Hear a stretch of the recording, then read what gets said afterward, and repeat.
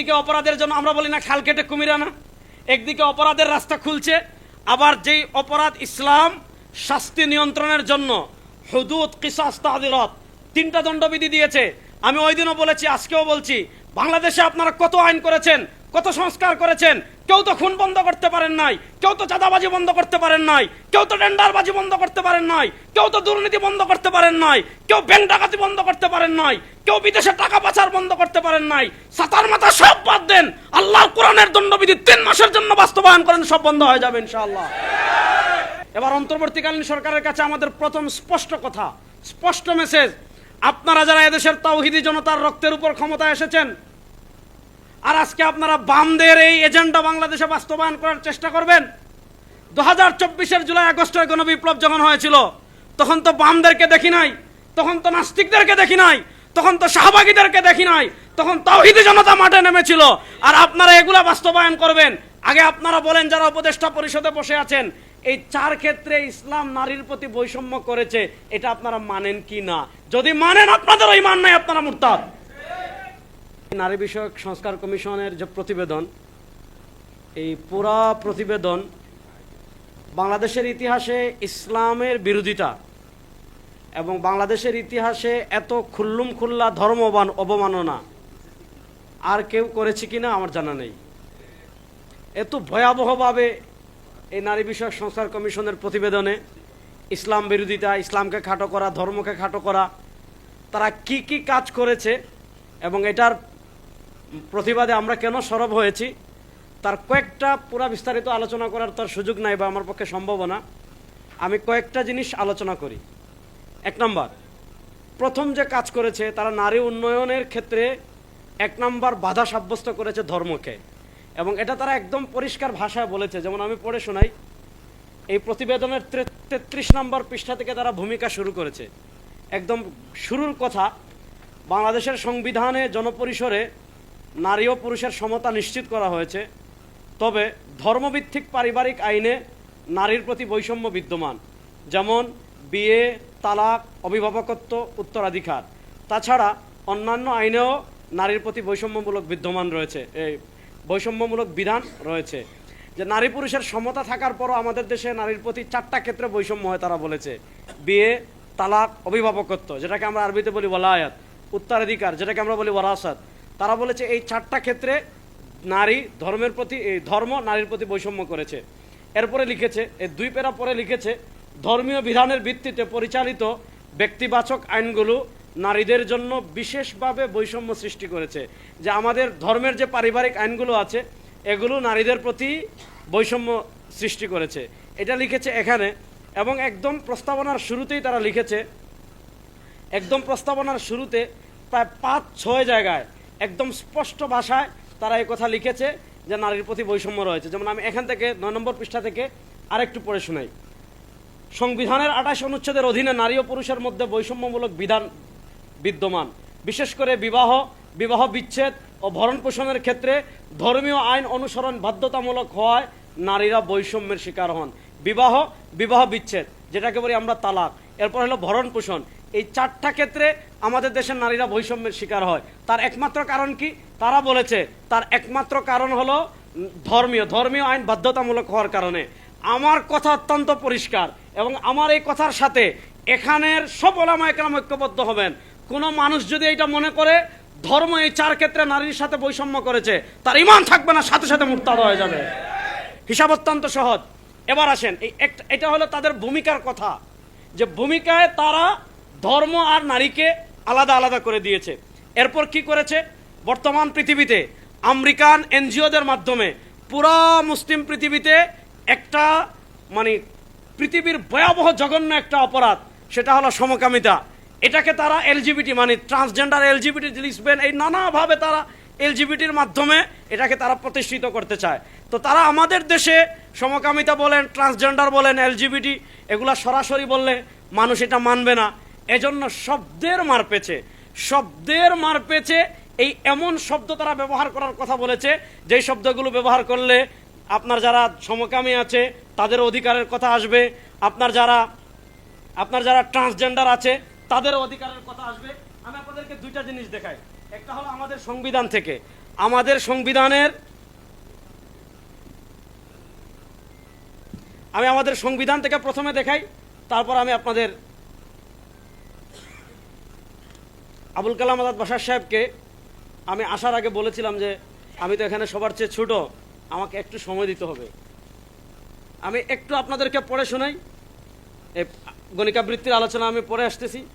মানে আমাদের সংবিধানের অনেক জায়গায় মানে আমাদের মানুষের মানে লিঙ্গ আলোচনা করতে গিয়ে পুরুষ এবং মহিলার কথা লেখা হয়েছে, পুরুষ এবং মহিলা। সেখানে তারা কি সুপারিশ করেছে সেটা আমি আপনাদেরকে একটু দেখাচ্ছি।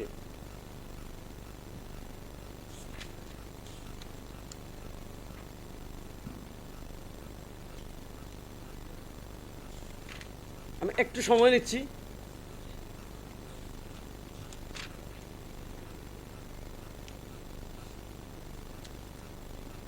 আচ্ছা, একটা জিনিস আমি প্রথমে, যেহেতু এটা বের হয়েছে, সেটা একটু আমি আপনাদেরকে তাদের একটা বৈপরীত্য দেখাই, তারপরে আলোচনা আসতেছি। ইসলামের একটা গুরুত্বপূর্ণ বিধান হলো একাধিক বিয়ে। ইসলাম একাধিক বিয়েকে একদম ওপেনও করেনি, এবং বিশেষ প্রয়োজনে শর্ত সাপেক্ষে কেউ যদি একাধিক বিয়ে করতে চায় তাহলে তাকে একাধিক বিয়ে, 4টা বিয়ে করার পর্যন্ত অনুমতি দিয়েছে। এটা শর্তের সাথে ইসলাম এটাকে কি করেছে, সীমাবদ্ধ করেছে। এবার আসেন, তারা নারী সংস্কার কমিশনের 241 নম্বর পৃষ্ঠায়, 241 নম্বর পৃষ্ঠায় তারা বলেছে এই যে পুরুষ একাধিক আইন, মানে পুরুষ একাধিক বিয়ে করতে পারে, এই আইনকে রহিত করতে হবে। আচ্ছা, পুরুষ একাধিক বিয়ে করেন, এই আইনকে তারা রহিত করার কথা বলছে, কিন্তু এরপরে তারা কি বলছে, একদিকে একাধিক ইসলামের এটাও একটা বিধান, এটাকে তারা রহিত করার কথা বলছে, কিন্তু এর সাথে সাথে তারা এটাও লিখছে। আমি আপনাদেরকে একটু পড়ে শোনাই, তাহলে আপনারা বুঝবেন যে আসলে তারা কি করতে চাচ্ছে। তারা লিখেছে যে এই যে গণিকাবৃত্তির বিষয়টি বাদ দিতে হবে, অর্থাৎ আমাদের সংবিধানে গণিকাবৃত্তি, জুয়া এগুলাকে অপরাধ হিসাবে সাব্যস্ত করা হয়েছে, এবং আমাদের সংবিধানে লেখা হয়েছে যে যারা এগুলা করবে তাদেরকে নিরুৎসাহিত করে রাষ্ট্র তাদেরকে পুনর্বাসন করবে। তো একদিকে তারা বলছে এখানে যে এই যে দেখেন এখানে লিখেছে গণিকাবৃত্তির বিষয়টি বাদ দিতে হবে। এই যে দেখেন তাদের এই নারী বিষয়ক সংস্কার কমিশন প্রতিবেদনের 34 নম্বর পৃষ্ঠায় তারা লিখেছে গণিকাবৃত্তির বিষয়টি বাদ দিতে হবে, কারণ জনস্বাস্থ্য ও নৈতিকতার নামে যৌনকর্মীদের পেশাকে নিরোধ করা মানবাধিকার লঙ্ঘন। অর্থাৎ একজনে সে যৌনকর্মী হতে চাচ্ছে, পতিতাবৃত্তি করতে চাচ্ছে, গণিকাবৃত্তি করতে চাচ্ছে, এটা তার মানবাধিকার। সুতরাং আপনি তাকে যদি পতিতাবৃত্তি করতে নিষেধ দেন তাহলে তার মানবাধিকার লঙ্ঘন হচ্ছে। এবার দেখেন, আপনি পতিতাবৃত্তিকে, বেশ্যাগিরিকে আপনি কি করতে চাচ্ছেন, মানবাধিকার নামে প্রতিষ্ঠিত করতে চাচ্ছেন, কিন্তু পুরুষ যদি একাধিক বিয়ে করতে চায় আপনি সেটাকে নিরুৎসাহিত করছেন। এবার দেখেন এই হলো তাদের মানে এটা হলো ইসলামের বিরুদ্ধে একটা খুল্লুম খুল্লা ষড়যন্ত্র। এর একটা আমি প্রমাণ দেখাই। আচ্ছা, নারী সংস্কার কমিশনের সাথে রাষ্ট্রধর্ম ইসলাম থাকবে কি থাকবে না, এটা কি সম্পর্ক? নারী সংস্কার কমিশন, আপনি নারীদের সংস্কারের কথা বলেন, আমাদের সংবিধানের একদম শুরুতে একদম পরিষ্কার ভাষায় লিখে দেওয়া হয়েছে যে এদেশের রাষ্ট্রধর্ম হলো ইসলাম। এটা আমাদের 1988 সাল থেকে এটা লেখা হয়েছে, এই যে রাষ্ট্রধর্ম, প্রজাতন্ত্রের রাষ্ট্রধর্ম ইসলাম, তবে হিন্দু, বৌদ্ধ, খ্রিস্টান সহ অন্যান্য ধর্ম পালনে রাষ্ট্র সমমর্যাদা ও সম অধিকার নিশ্চিত করিবেন। যে আমাদের রাষ্ট্রধর্ম হলো ইসলাম, তবে অন্যান্য ধর্মের লোকজন তাদের ধর্ম তারা সমানভাবে পালন করবে। এখন তারা দেখেন একদিকে নারী সংস্কার কমিশনের কথা বলছে, কিন্তু এখানে তারা বলছে যে রাষ্ট্র এটা একটা ইহজাগতিক বিষয়, যে রাষ্ট্র এটা একটা ইহজাগতিক বিষয়। এতে দেখেন 35 নম্বর পৃষ্ঠা, অনুচ্ছেদ 2 ক, যেহেতু রাষ্ট্র একটি ইহজাগতিক সত্তা, সেহেতু কোনো ধর্মীয় বিধান অনুসরণ করে সংবিধান শুরু হওয়া উচিত নয়। তাছাড়া একটি ধর্মকে প্রাধান্য দেওয়া ধর্মনিরপেক্ষতার নীতির সাথে সাংঘর্ষিক, তাই অনুচ্ছেদটি বাতিল করা প্রয়োজন। অর্থাৎ আমাদের রাষ্ট্রধর্ম যে ইসলাম, তারা এই অনুচ্ছেদটি বাতিল করতে চাচ্ছে। প্রশ্ন হলো, আপনি নারী সংস্কার কমিশনের দায়িত্ব পেয়েছেন, রাষ্ট্রধর্ম ইসলামকে বাদ দেওয়ার কথা কেন আসলো? আসলে তারা নারীদের সংস্কার চায় নাই, আড়ালে তারা পশ্চিমা এজেন্ডা বাস্তবায়ন করে এই দেশ থেকে ইসলামকে বিদায় করতে চায়। কিন্তু হিসাব অত্যন্ত সহজ। যেমন দেখেন, একদিক থেকে তারা অপরাধ সহজ করছে, আরেক দিক থেকে আরেকটা বিষয় আমি আপনাদেরকে দেখাই, তাহলে আপনারা বুঝতে পারবেন। পৃথিবীর প্রায় 56টা রাষ্ট্র, আমি যতটুকু তালাশ করেছি, সেখানে মৃত্যুদণ্ডের আইন আছে। ইসলামের একটা সুস্পষ্ট বিধান মৃত্যুদণ্ড। কিছু ক্ষেত্রে কোন কোন ক্ষেত্রে মৃত্যুদণ্ড দেওয়া হবে সেটার লেয়ার আছে, স্তর আছে, কিন্তু মৃত্যুদণ্ড একটা আইন। যেমন কেউ যদি কাউকে খুন করে, যেমন আমাদের দেশে অনেক আমাদের প্রিয় মানুষ ইসলামিক স্কলারদের, অনেক ইসলামী রাজনীতিবিদদের আদালত দিয়ে তাদেরকে খুন করা হয়েছে, তাদেরকে হত্যা করা হয়েছে। যদি তারা এখন মৃত্যুদণ্ড দেখেন, এখন ইসলাম কি বলে, ইন্নান নাফসা বিন নাফসি। আপনি বিচারিক ব্যবস্থার মাধ্যমে, আপনি রাজনীতির নামে, আপনি চাঁদাবাজির নামে, আপনি টেন্ডারবাজি করে যদি একজন নিরীহ মানুষকে আপনি খুন করেন, ইসলাম বলে ইন্নান নাফসা বিন নাফসি, কেসাসান, আপনাকে হত্যা করা হবে। এখন কেউ যদি বিবাহিত পুরুষ কেউ ধর্ষণ করে, ইসলাম তাকে বিধান দিয়েছে রজম মেরে হত্যা করা। এই যে মৃত্যুদণ্ড, এটা শুধু ইসলাম ধর্মের আইন না, এবং এটা যে শুধু মুসলিম রাষ্ট্রগুলোতে আছে ব্যাপারগুলো এমন না। পৃথিবীর অনেক রাষ্ট্রে, যেগুলো মুসলিম কান্ট্রি না, মুসলিম রাষ্ট্র না, সেখানেও কি আছে, মৃত্যুদণ্ডের আইন আছে। দেখেন, একদিকে তারা বেশ্যাগিরিকে কি করতে চাচ্ছে, পতিতাবৃত্তিকে অনুমোদন করতে চাচ্ছে, একদিকে রাষ্ট্রধর্ম থেকে ইসলামকে বাদ দিতে চাচ্ছে। আবার এখানে লিখেছে কি, এই যে মৃত্যুদণ্ড এটা অমানবিক। দেখেন 34 নম্বর পৃষ্ঠায় তারা লিখেছে যে এই অনুচ্ছেদের সংশোধন করে, মানে আমাদের সংবিধানের 35 নম্বর অনুচ্ছেদ, এই অনুচ্ছেদ সংশোধন করে নিষ্ঠুর অমানসিক যন্ত্রণা বা লাঞ্ছনাকর দণ্ড, এরপরে মৃত্যুদণ্ড শব্দটি যুক্ত করে মৃত্যুদণ্ডের বিধান বিলুপ্ত করা। একদিকে অপরাধের জন্য আমরা বলি না খাল কেটে কুমির আনা, একদিকে অপরাধের রাস্তা খুলছে, আবার যেই অপরাধ ইসলাম শাস্তি নিয়ন্ত্রণের জন্য হুদুদ, কিসাস, তাহদিরাত 3টা দণ্ডবিধি দিয়েছে। আমি ওই দিনও বলেছি, আজকেও বলছি, বাংলাদেশে আপনারা কত আইন করেছেন, কত সংস্কার করেছেন, কেউ তো খুন বন্ধ করতে পারেন নাই, কেউ তো চাঁদাবাজি বন্ধ করতে পারেন নাই, কেউ তো টেন্ডারবাজি বন্ধ করতে পারেন নাই, কেউ তো দুর্নীতি বন্ধ করতে পারেন নাই, কেউ ব্যাংক ডাকাতি বন্ধ করতে পারেন নাই, কেউ বিদেশে টাকা পাচার বন্ধ করতে পারেন নাই। সাতার মাথা সব বাদ দেন, আল্লাহর কোরআনের দণ্ডবিধি 3 মাসের জন্য বাস্তবায়ন করেন, সব বন্ধ হয়ে যাবে ইনশাআল্লাহ।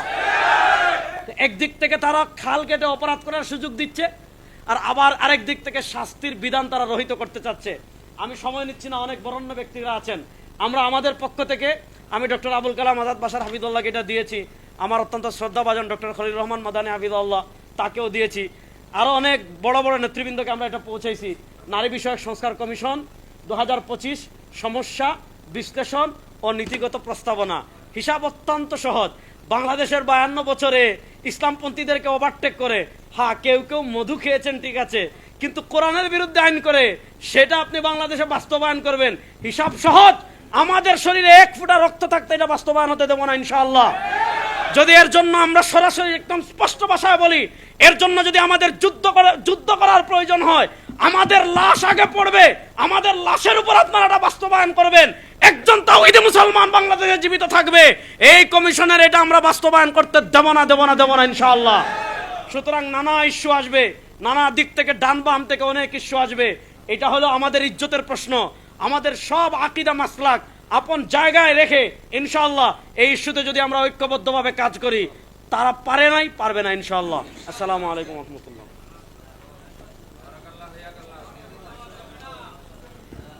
মাশাআল্লাহ, অনেক অনেক ধন্যবাদ জানাচ্ছি আমাদের তারুণ্যের রাহবার, তারুণ্যের প্রিয় স্পন্দন মুফতি রেজাউল করিম আবরার ভাইকে সুন্দর আলোচনা করবার জন্যে।